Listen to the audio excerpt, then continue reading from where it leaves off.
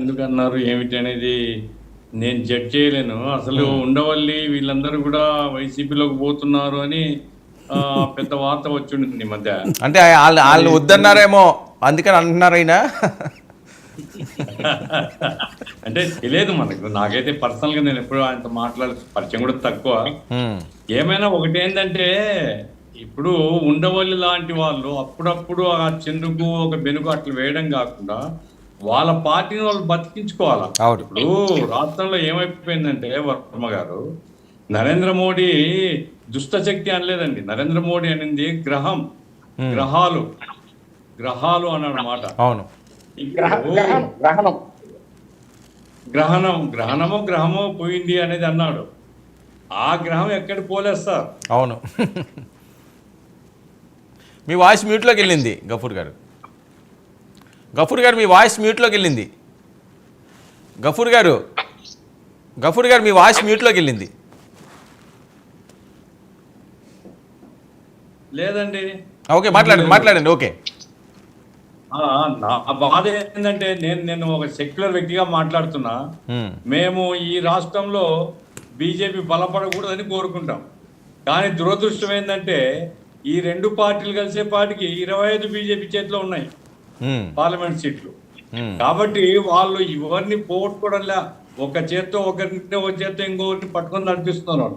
సరే, అది వేరే సమస్య. ఇప్పుడు ఉండవల్లి లాంటి వాళ్ళు చేయాల్సిన పని ఏమిటి? వాళ్ళ పార్టీని గురించి ఆలోచించాలా? వాళ్ళ పార్టీని గురించి ఆలోచించకుండా అప్పుడప్పుడు ఇట్లాంటి మాటలు అంటున్నారు. నా పాయింట్ ఏంటంటే జగన్మోహన్ రెడ్డి అరెస్ట్ కావాలా? ఆధారాలు ఉంటాయి, అరెస్ట్ అవుతాడు, అరెస్ట్ చేస్తారు, దాంట్లో ఏముంది. ఇప్పుడు నాకు ఆ జత్వాని కేసులో కాదు కానీ మద్యం కేసులో మాత్రం ఇరుక్కుంటాడని నాకుంది అనుమానం. మద్యం కేసు ఎందుకంటే కసిరెడ్డి రాజిరెడ్డి చెప్పిన తర్వాత, మేము సీఎంఓ చెప్పిన తర్వాత చేస్తామని, ఇవన్నీ ఇట్లా ఉన్నాయి. ఏమైనా చట్టం దాని పని చేసుకొని పోతుంది. ఎవరిని అరెస్ట్ చేస్తారు, ఎవరిని వదిలిపెడతారనేది చట్టం చూసుకుంటారు. నా పాయింట్ ఏంటంటే రాష్ట్రంలో వైసీపీ కూడా ప్రజల్లో పనిచేయాలి. వైసీపీ కూడా రోజువారీ రాజకీయాల్లో పాల్గొనాలి.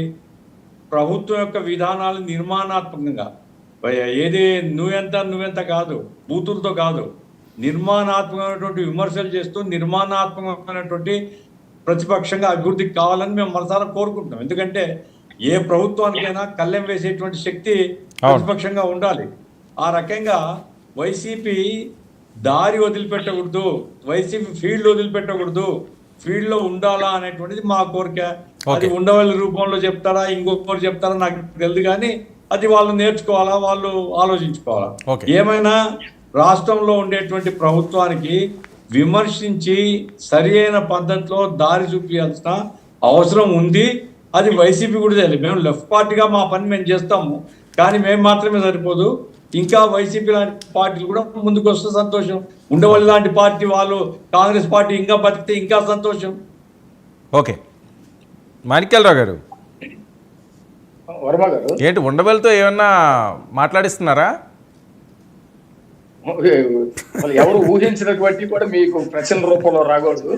అసలు ఉండవల్లి ఇట్లాంటి వాళ్ళందరూ ఆ మాటలు మేము అసలు పరిగణలోకే తీసుకుంటాం. నెంబర్ 1, నేను 2 విషయాలకి సమాధానం చెప్పండి. నాకు ఒక నిమిషం టైం. రాజధాని ఎక్కడ ఉంది అంటే మనం మాట్లాడేటప్పుడు కాస్తన్న ఊహల్లో కాకుండా భౌతికవాదంలో మాట్లాడుకోవాల్సినటువంటి అవసరం ఉంది. రాజధాని ఎక్కడుంది అని అంటే గత 5 ఏళ్ల నుంచి ఏ అడ్రస్ తోటి మీరు పరిపాలన చేశారు? ఏ భవనాల్లో, ఏ సెక్రటేరియట్ లో కూర్చొని మీరు పరిపాలన చేశారు?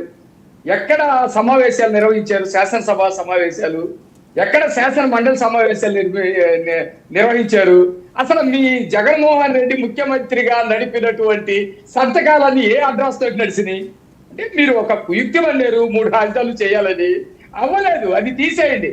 అవ్వని దానికి మీకు రాజ్యాంగం సహకరించలేదా? చట్టాలు సక్రంగా లేవా? మీ ఆలోచన దుర్మార్గమా? అది మీరు ఒకసారి